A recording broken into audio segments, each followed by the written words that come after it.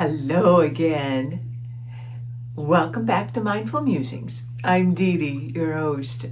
I'm an energy alchemist, a sound bowl practitioner, and an intuitive.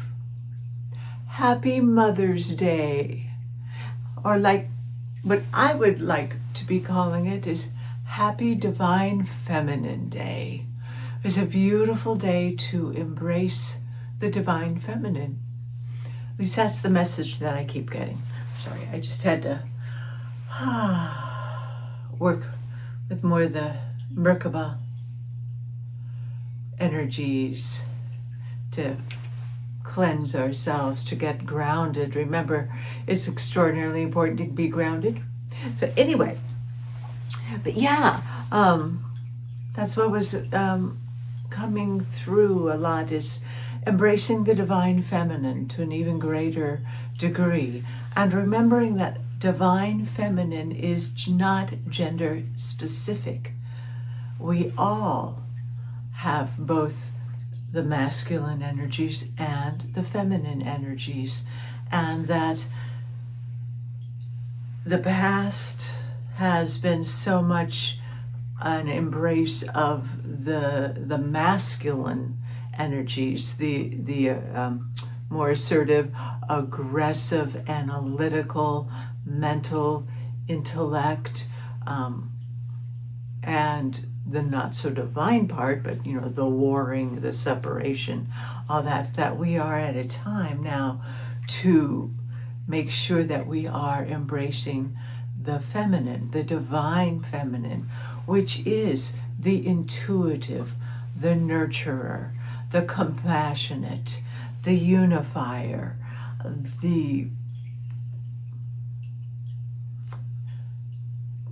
I think I already said the word compassionate, but that is what comes in, is the compassionate, because it is the blending of the masculine and the feminine, and particularly the divine energies, that is what will create the new world.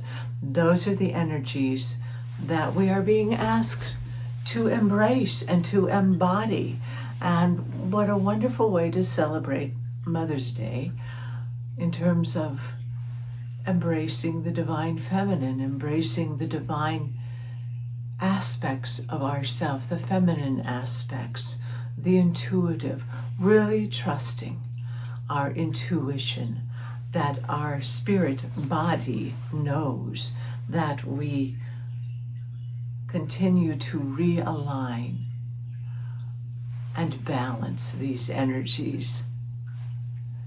Yeah, I like that. Because we all are nurturers, or we can be, especially when we embrace those energies, the unifying, the intuitive. It's spectacular. That way, then, Mother's Day is not so much a commercial marketing ploy to guilt us into buying things for the moms in our lives. And by moms, that can be anything. There are sisters, there are aunties, there are those who have nurtured us or whatever. It's celebrating, yes, but not making it so commercial.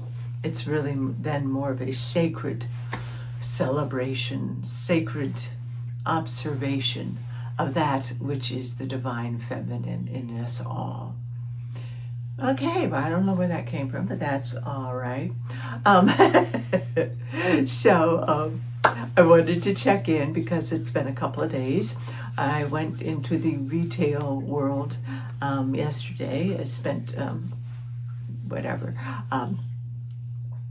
and that it went very well. It was lovely again, very, very lovely. To be of service with people, and especially, supporting the birds, feeding the birds, and being with nature. That's what I love to do. I love to hear everyone's bird stories, and it just brings out a playfulness and a thoughtfulness and an awareness, the people who come to the store. There was one woman in particular who really touched my heart yesterday. I'm sure I won't do the story justice, but just a lovely woman who obviously I've known off and on for a year or two, who comes into the store, and but yesterday was particularly heartfelt as I was taking the bird seed out to her car to load it into the car. We were talking, and she was saying she has Parkinson's, and that what I was sharing being an energy healer, sound practitioner, and all that. Her eyes lit up a bit, and she mentioned that having the Parkinson's, and that she went to a place, and my mind just went blank. But it was sound, it was mind. Anyway, it was alternative.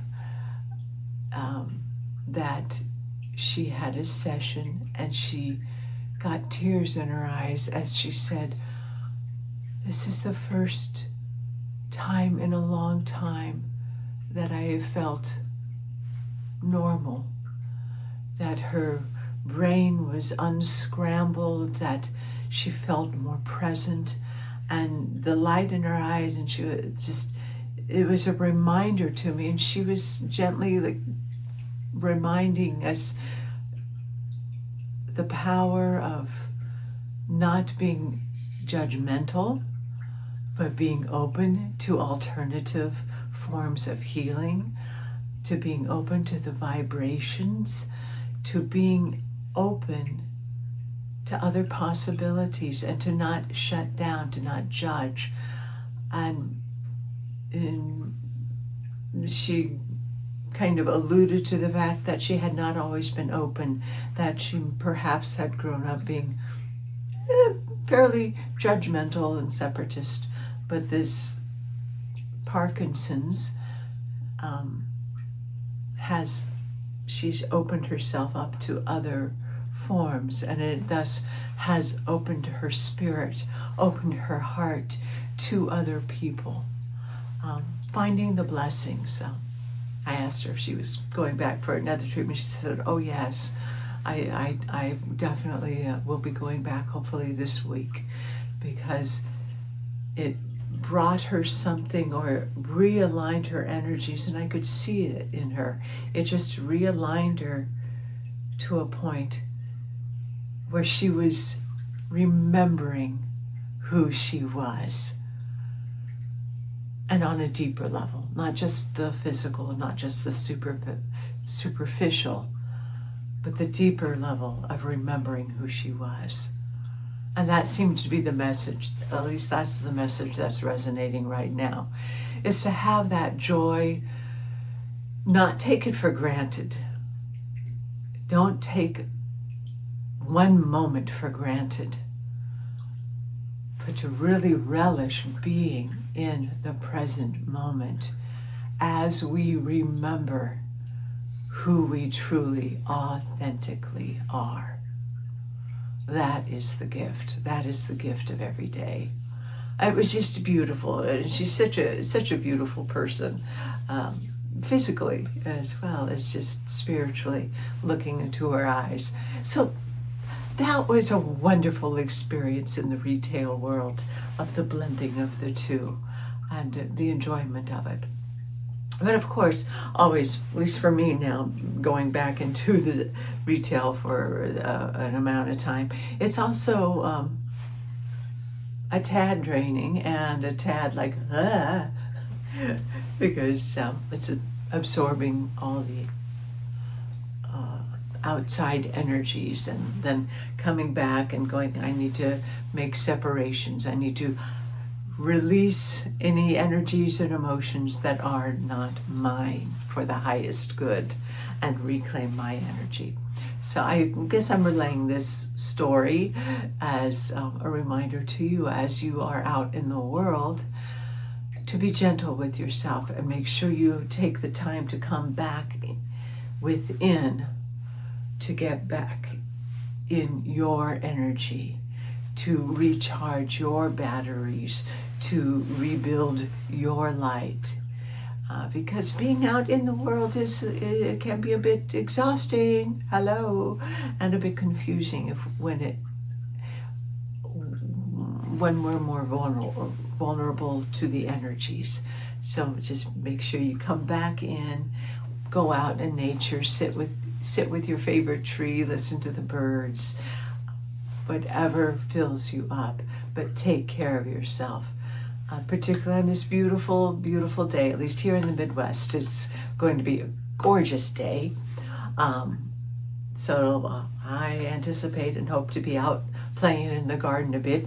Speaking of gardens, let me give you a quick update. Of course, my container garden, in the front yard is the container garden. I have a bunch of containers, and I added 2 new big ones. It's in a rock garden. It's that little area when you live in the suburbs where there has to be these kind of ugly plastic looking I don't know what to call coverings for your cable, electricity, whatever. There's these just kind of ugly things, but you can create around it as long as you don't dig, and it still needs to be accessible when workers and technicians need to come out and access it. So I created kind of a rock garden where I now have containers where the last 2 years I've planted wildflowers, and they've been just so glorious. So anyway, that portion of the yard receives full sunlight. So as is kind of typical the last couple of years, I think I really overdid it with the seeds. Again, I am not an experienced gardener per se, but looking at that, I go, oh yeah, I really hear my friend Ben's words. You're probably going to need to thin that out a bit. I think there'll be a lot of thinning going on. I didn't quite trust the process of these few seeds, so I scattered a few more seeds than probably necessary. But anyway, it's so exciting because they're all coming up and they're so sweet. We're at that beginning stage, so I keep going out and looking. That is doing great.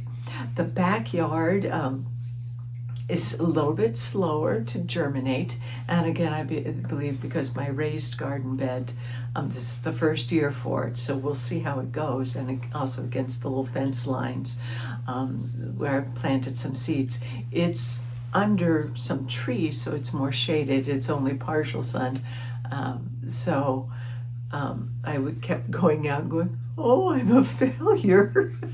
Because I hadn't seen any seeds sprout. But the good news is last night and then this morning when I went and checked on them, I'm seeing just tiny little sprouts coming up, and along the fences I'm seeing more as well. It's just such an exciting time. And of course I relate it to life. The feeling of, I blew it with the raised bed. Like, did I plant the seeds too deep? Did I plant too many of them? Did I stomp it down too hard? The doubts that come in. And then the ability to course correct. I loosened the soil a bit in case I compacted it too heavy, and then I was having a hard time. And then I was realizing, it needs more light. The ground needs to warm up a bit more, and maybe more water in certain areas. It's adjusting. It's our garden of life. We have to adjust. And some areas of life we're more experienced. We're more experienced gardeners in some areas than we are in others. And it's just learning to be flexible and to adjust and to be open to the information as it comes in. So that's my garden story. It's coming along. I'll keep you posted, but I'm very excited. And another little thing. Last night, I'm a little hesitant to share this, but I'll share it anyway. It was a dream I had this morning. One of those really like crystal clear dreams. Not a whole lot of emotion to it, but kind of getting to share it. That without being too political per se, because I think it's more global and more a generalization than a political statement. It was being a part of the process, being in this building or outside of the building, but anyway, this whole process, and we were tearing down the blackout curtains, so to speak, like the blinds, the blackout curtains. We were tearing down those blinds, those curtains, that, and exposing the glass, and it was exposing the corruption, and it was all around, and it started to, as the light came in, not that it was started to crumble, but there was the sense inside, and even the words, there was an excitement. There was also not necessarily a fear, but an awareness, the words that, oh, a lot of fury will be coming, that there's going to be a lot of discord as the light is exposing what has been going on behind these curtains, and that felt in danger but not afraid. And then an outward, I won't say the words, but it was like a defiant, it was a protest of awakening. Group of people, it was worldwide, it was global, but that the exposing of, it was almost like machine-like, kind of like in The Wizard of Oz, where Toto runs back and opens the curtain to expose the wizard being the one who's been moving all the levers this whole time, this little man being this great and powerful Oz. It was just this con man who came from Kansas. But as I'm speaking, I'm going, wow, this is interesting, the parallels. But anyway, I'm just kind of sharing that because I'm not into predictions. I'm not into that kind of stuff because it's just, but the feeling that I got inside was of clarity is coming, exposure, greater exposure of the corruption, of the broken systems is happening. And it's just like my little garden, where if the seeds have been very deep and dark, it takes a while longer for it to come into the light and grow and be exposed to the light so it can grow. I'm kind of getting that that's also what is going on. There's things much deeper and darker that will be exposed, but not to be afraid. There is no fear. It is just walking in the light, being calm and centered, being your own activist in terms of activating your own energy and your own clarity. Remember, as above, so below, the feminine and the masculine combined.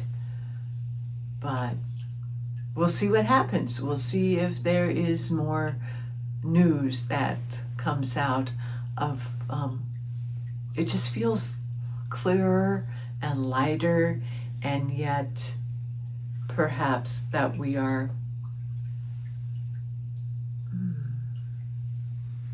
maybe more dust and more before truly being in the clear, and that all the dust, before it settles or transmutes or whatever the case may be in this vision. I don't know. I'm open to your thoughts, and if that spurs anything in your heart, because we can analyze it to death, and analyzing doesn't necessarily do any good. The mind, it's how does it feel inside? And the feeling I got inside was one of clarity and calm, and like a knowing of, oh, this is happening now. It's going to get very, very clear, and just go with it. So that's what I'm offering to you. For what it's worth, take it, use it if it works, discard it if it doesn't. But that's what came in. Anyway, let me go ahead and let's get a message for the day, a card for the day, on this beautiful, beautiful day, for the highest and greatest good. Let's see if there's any messages Spirit Team has for us. And please remember, always access and listen to your Spirit Team, because you have your team. We all have our teams. We all have our wonderful guidance all around us, and whatever form works for you, but always be grounded. Get grounded, go outside, listen to the trees. Oh, my friend Peggy was sharing with me this one experience that she saw on, I don't know, Instagram or whatever. It's worth trying, but you know that the trees, all beings communicate, and the trees communicate with each other. Was it mycelium? This incredible structure underneath in the root system, so that they are in communication with each other. They send each other energy, and they warn each other of dangers, whatever, but they're communicating. It's like an avatar, how everything is. We are all one. It's a network. We are all communicating. Well, apparently were some ladies who were going and just trying an experiment, saying how, you're talking to the trees and they'll listen and they'll communicate with you. But they went and they stood next to a tree that had a lower branch or whatever, and they were asking it to saying, I'd like to communicate with you. Can you hear me? Or do you understand what I'm saying? And if you do, would you let me know? Would you touch me? And I don't know how long of a time it took, but then as they were saying this and just being at one with the tree and talking with it, that supposedly the tree branch lowered its branch just a little bit and touched the cheek with their leaves in acknowledgement. Wow. Isn't that special? I believe that. I definitely believe that. And again, just that, talk about an example of we are really all connected, and that all beings, we're all here together. Okay, on that note, okay, is it you or you, okay. They're not deciding.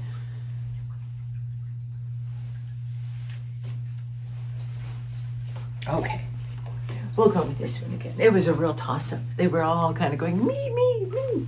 So maybe I'll come back later and do another reading.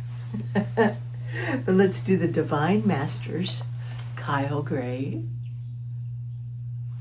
I always love his invocation of Divine Masters, keepers of ancient wisdom. I call on you now. Thank you for revealing to me what I need to know. I am willing to listen, and so it is. So let's see if there is a message. What message is from our Divine Spirit Team that is relevant for any time that you may be listening to this video? And again, this is for entertainment and spiritual purposes. If you like my videos, please like, and subscribe and share so we can grow our community. All right. Everyone remember to be grounded. Are you grounded? Do you feel your feet? Do you feel the connection to Mother Earth? Focus on your breath. Square breathing. Feeling that energy from Mother Earth as it comes up your feet, up your legs. Good. Bringing in that cosmic gold energy from above. And then allowing the two energies to mix and then flow throughout your energy field. As we be grounded, present in this moment, the here and now.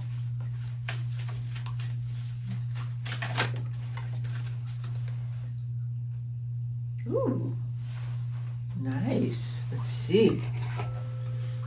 Oh, he's gorgeous. Serapis Bay, paradigm shift, activation, to grow, make the necessary change.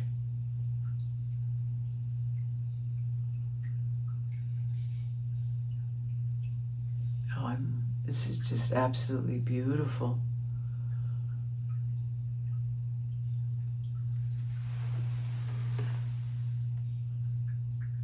Again, coming back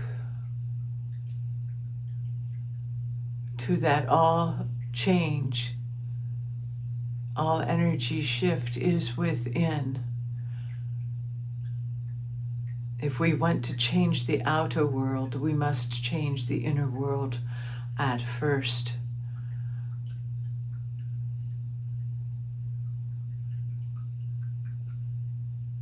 We are the vessels of change.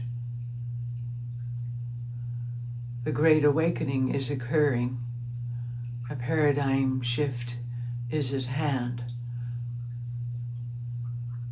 We must prepare ourselves first, individually, for the great shift within.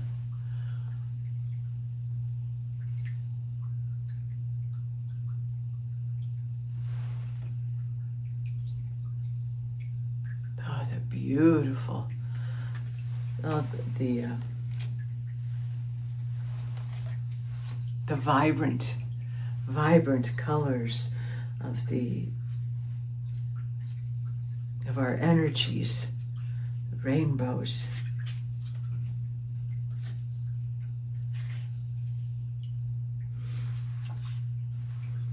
Being still to allow the activation of all of our energy centers.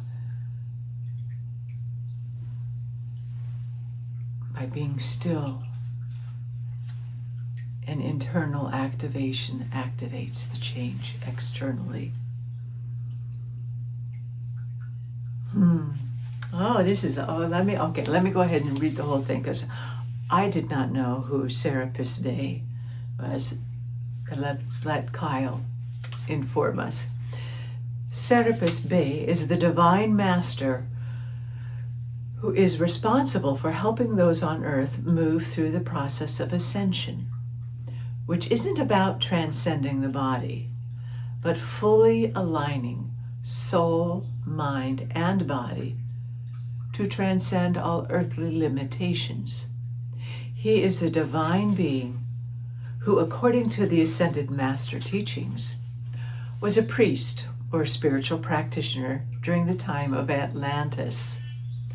Unlike many of the spiritually aware Atlanteans who were consciously living connected to Source, he fled the land before it was hit by the cataclysm, and he went to Egypt, where it is said he chose to incarnate several times as a priest. In one of his incarnations, he is believed to have unified the Greeks and the Egyptians in harmony and peace. To illustrate this, he was depicted as Greek in appearance, but with Egyptian headdress and breastplate, a template of Serapis, a temple of Serapis is mentioned in historical texts dating back to 323 BCE. This powerful guide now assists those on earth willing to move beyond stagnant ways of doing things and to a more enlightened way of living. He is a master for the new age. And the message is, this is a time of change.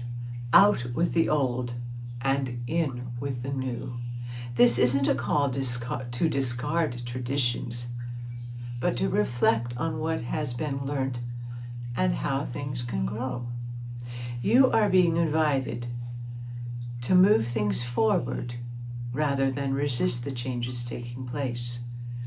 The universe is encouraging you now to know that if you do resist change when it comes, it might be difficult for you to adapt to it. So don't run and hide from it, but meet it with grace. Your energy is being activated now. This means the gifts and knowledge that has been locked within you are raising to the surface. Your ideas, beliefs, and trajectory are changing, which means changes will begin to unfold around you. If you meet with resistance as you chart your new course, it's important to stay aligned with where you are going and what you are creating, rather than being pulled back into the old. You are here to evolve. Wow. Well, this really speaks to me and to the vision, the dream that I had this morning about the old being exposed and making way for the new, and to embrace with grace the new, to hold in peace, and to ask for the guidance and assistance that we have. The change is necessary. We are being activated. We are being called forward to be of greater light, be of greater discernment. Be not afraid, but go forward, trusting in the guidance, in the divine guidance, trusting your internal compass, and trusting the universe that all is as it is meant to be. Please remember, you are exactly where you are meant to be. And using that divine feminine nurturing and compassion, hold yourself with grace and love as we continue this journey on this path of ascension and the new world that we are creating. Breathe in peace, breathe in grounding,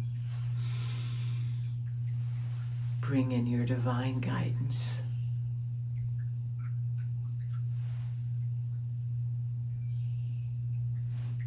All right, I think that about does it for now.